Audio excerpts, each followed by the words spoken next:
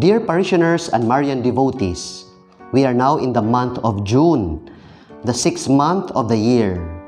Time really flies so fast. We are halfway through 2022. This Sunday, we celebrate Pentecost Sunday, or the descent of the Holy Spirit upon the apostles. It marks the 50th day of Christ's resurrection, and it ends the Easter season. Pentecost is the birthday of the Church and the beginning of Christianity. He is the promised advocate, the Paraclete, who is the Spirit of love and truth. He is the soul of the Church and fills her with power, light, and wisdom through His spiritual gifts. The presence of the Holy Spirit reminds us that God empowers us. We should not be afraid because He gives us inner strength, pushes us to fulfill our mission and responsibilities in life. He regenerates us and continually makes all things new.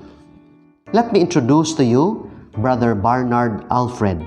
He is a Salesian from Pakistan in his second-year theological studies at the Seminaryo ng Don Bosco in Parañaque. He will stay with us until July to help us in our ministry, especially with the youth activities. Let me ask you also for your prayers. First, let us pray for Father Keith Belsinia. He is in Bohol to visit his ailing mother, but he is also struggling with his health. Then, pray for me and Father Bonnie.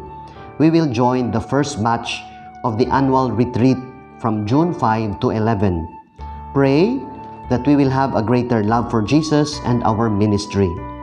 A final thought, in our daily life and battles, let us be filled with optimism because the Holy Spirit is the keystone of all our hopes.